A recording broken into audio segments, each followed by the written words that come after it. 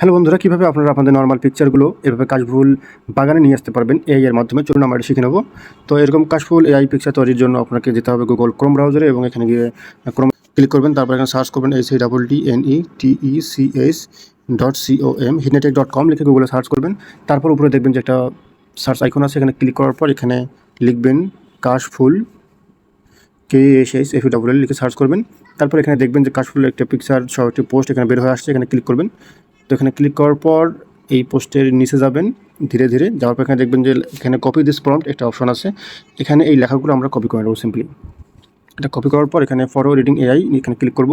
তো দেন এখানে জেমিনিতে চলে যাবে, যদি আপনার ফোনে জেমিনি অ্যাপস থাকে সেখানে চলে যাবেন, অথবা এখানে যদি জিমেল চাই এখানে জিমেলে লগ ইন করে নেবেন ফার্স্ট টাইম। তো তারপর এরকম দেখতে পারবেন। তো এখানে প্লাসে ক্লিক করবেন, তারপর আপলোড ফাইলস। তারপর এখানে আপনার ফোন থেকে আপনার সুন্দর একটি পিকচার এখানে আপলোড করে দিতে হবে। দেন আমাদের পিকচার রেডি হয়ে যাবে কাশফুলের। তো এখানে আমি একটা সুন্দর পিকচার এখানে আপলোড করে দিচ্ছি। সাপোজ আমি এই পিকচারটা আপলোড করে দিচ্ছি। তো একটা পিকচার দেওয়ার পর এখানে ফাঁকা ঘরের নিচে দেখবেন, সেখানে আপনারা যে লেখাটা কপি করেছি এটা পেস্ট করে দেবো। তারপর এখানে সেন্ড বাটনে ক্লিক করব। তারপর আমরা কিছুক্ষণ ওয়েট।